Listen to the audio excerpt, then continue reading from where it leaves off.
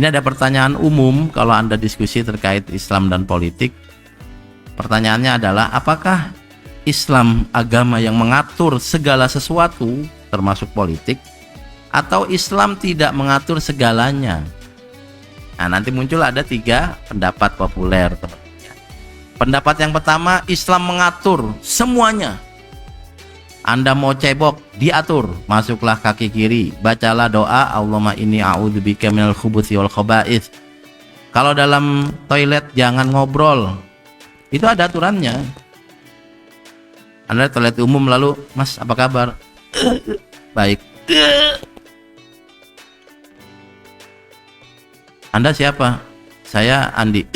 Malah nggak enak itu. Aja ini. Itu diatur. Makan diatur. Makanlah pakai tangan kanan. Baca bismillah dulu. Masa politik nggak diatur? Gitu kira-kira argumentasinya. Rasanya aneh kalau nggak diatur. Gitu kira-kira. Yang kedua, Islam adalah agama sekuler. Islam tidak mengatur politik. Politik itu urusan duniawi. Nabi bilang, antum a'lamu bi umuri dunyakum. Kamu lebih paham masalah dunia daripada aku, kata Nabi. Dari ucapan Nabi ini dan ayat wa ma'alar rasuli illal balagul mubin, tugas Nabi hanya menyampaikan risalah, bukan menjadi pemimpin. Bahwa Nabi Muhammad menjadi pemimpin ya karena orang-orang mau mengangkat gitu. Tapi Nabi yang lain gak jadi pemimpin. Nabi Isa gak jadi presiden, gak jadi raja. Nabi Musa juga enggak jadi presiden, gak jadi raja. Nabi Syuaib juga enggak, malah jadi pengusaha peternakan. Nabi siapa lagi? Nabi Harun jadi asistennya Nabi Musa. Apalagi nabi-nabi yang lain? Nabi Ibrahim gak jadi raja, gitu kira-kira.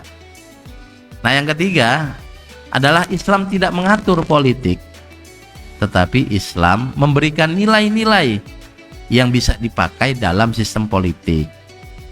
Misalnya, kita memilih pemerintahan bentuk apa? Kerajaan atau republik? Kalau kerajaan berarti pemimpin ditunjuk, diwariskan. Kalau republik berarti pemimpin dipilih tiap 5 tahun. Islam nggak ngatur. Silakan yang mana yang cocok. Kalau Saudi pakai model kerajaan, kalau Indonesia pakai model republik pemilu, misalnya begitu. Tapi Islam mengajarkan pemimpin harus jujur, amanah, berpikir orientasinya untuk masyarakat dan rakyat, tidak manipulatif, dan seterusnya. Maka nanti ketika di Saudi nggak apa-apa ada raja, yang penting rajanya jujur, rajanya amanah. Ketika di Indonesia presiden ganti, nggak apa-apa, yang penting yang baru jujur, amanah. Nah, dari 3 ini, A, Islam mengatur politik. B, Islam tidak mengatur politik alias sekuler. C, Islam tidak mengatur secara spesifik tapi memberikan nilai-nilai dalam perpolitikan. Mana yang Anda pilih? Yang milih A angkat tangan. Oke, 1, alhamdulillah. Milih B? Anda angkat tangan pegaruk. Begini nih. Bukan angkat tangan ya, garuk ya. Oh, garuk. Yang milih C? Wih, banyak ya, main aman Anda ya.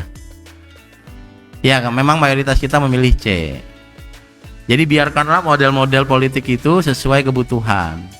Tetapi yang penting nilai-nilainya ada. Karena kalau ditanya gimana cara memilih pemimpin, kita punya cerita semuanya ada.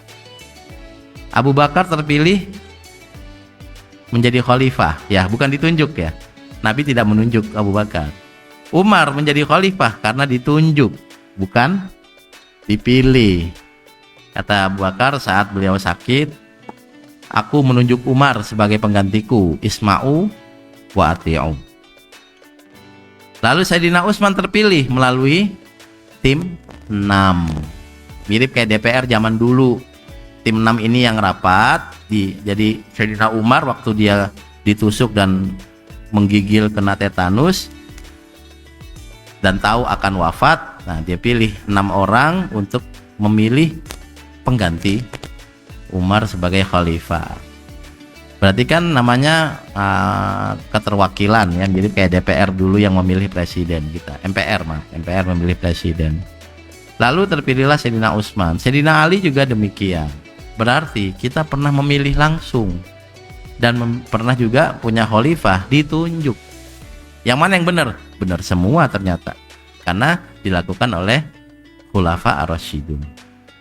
Nah, ini menjadi menarik karena nanti diskusinya nggak akan habis, teman-teman. Misalnya Anda memilih untuk berpancasila, salah atau tidak? Kenapa kita nggak menggunakan khilafah? Nah, kayak gitu nanti diskusinya di sana. Saya sedikit kembali lagi, teman-teman ya, terkait pilihan kita dalam sistem politik. Kita memilih republik, itu memang cocok dengan kita. Beda dengan beberapa negara Arab yang memilih kerajaan. Kenapa? Saya ambil contoh Saudi. Saudi itu karakternya beda dengan Indonesia. Pangeran-pangerannya itu berkuasa, punya tentara, punya keuangan. Kalau nanti ada model pemilu, saya nggak kebayang pangeran-pangerannya mengerahkan uang dan tentaranya untuk kampanye. Mungkin mereka akan perang nggak habis-habis.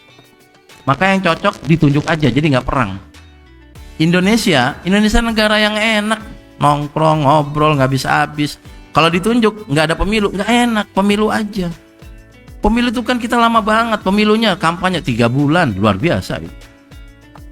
Nanti ada pertemuan akbar, habis itu ada pertemuan dengan caleg. Di TV diskusi nggak habis-habis tiap hari. Orangnya itu lagi. Tapi dengerin masalah politik karena kita seneng ngobrol.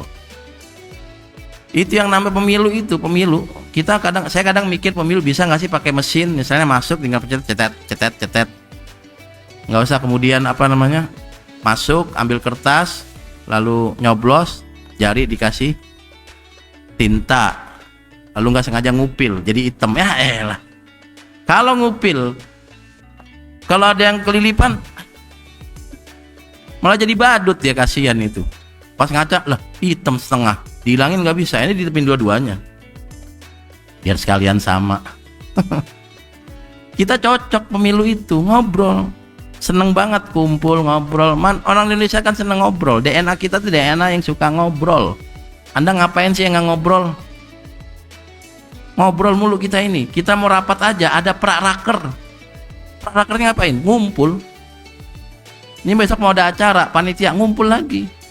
Sudah selesai acara, panitia ngumpul, pembubaran panitia. Banyak banget ngumpulnya. Pindah rumah ngumpul. Datang umroh ngumpul, ada orang hamil ngumpul 4 bulanan, lahiran ngumpul, apalagi tuh habis lahiran akikah ngumpul, anaknya lulus SD selamatan ngumpul, lulus SMP ngumpul, nggak lulus ngumpul. Ngerukiah anaknya nih, bocah nggak lulus ini. Nah, dari sini kemudian menurut saya pribadi ya, sistem politik, sistem ekonomi itu biar kita yang ngatur, tetapi nilainya dari agama, nilai kejujuran, tanggung jawab, nilai apa lagi gitu ya, yang kita pakai. Sebab kalau dipaksakan model Saudi di Indonesia susah. Model Saudi kita pakai di Indonesia susah. Model Indonesia kita paksakan di Saudi, nggak bakal mau mereka, nggak bakal. Terus gimana? Model Turki kita pakai, nggak cocok. Pakai parlementer kita enggak. Yang cocok apa? Yang cocok yang sekarang ini, asik gitu, kita kampanye asik gitu. Saya tuh ngebayangin dulu waktu saya masih tinggal di daerah Bogor gitu ya. Itu kalau ada pemilihan kades, pilkades atau apa istilahnya ya, itu kita tuh calonnya ada berapa? Ada 3. Oh, berarti ibu-ibu dapat 3 kerudung, bapak-bapak dapat 3 kalender. Nanti kalau yang menang bakal biasanya di tempat yang saya tempati dulu itu selamatannya itu mancing ikan. Jadi beli ikan 1 kobak disuruh mancing bebasnya. Kita udah punya gambaran, asik nih pemilu nih, asik. Yang punya sablonan akan seneng, alhamdulillah, pesanan sablon muter lagi. Yang punya jualan air mineral akan ada yang beli. Yang tukang ngumpulin gelas-gelas air mineral, alhamdulillah akan ada banyak sampah-sampah plastik bisa didaur ulang. Yang nggak bisa kerja cuma bisa ngomong doang, alhamdulillah jadi jurkam, gitu doang tuh. Baik, Wa ma'alar rasuli illal balagul mubin. Tapi ayat ini kan bilang Rasul tugasnya hanya menyampaikan saja. Iya, tugas utama Rasul menyampaikan. Tetapi kalau kemudian Rasul dalam kondisi diserang, beliau memimpin pasukan, ya beliau bertugas menjadi panglima. Walaupun panglima bukan tugas utama dari kenabian, tetapi Nabi memang serba bisa. Gitu kira-kira ya. Baik. Ini yang disebut dengan Islam dan politik. Apakah Islam mengatur politik secara detail, atau ada sistem politik yang rigid, atau Islam tidak mengatur, membebaskan kita untuk mengurus sendiri masalah duniawi. Madzhab yang ketiga ini yang nampaknya lebih enak. Jadi kita diperkenankan membuat aturan selama aturannya sesuai dengan nilai-nilai yang disampaikan Al-Quran dan hadis.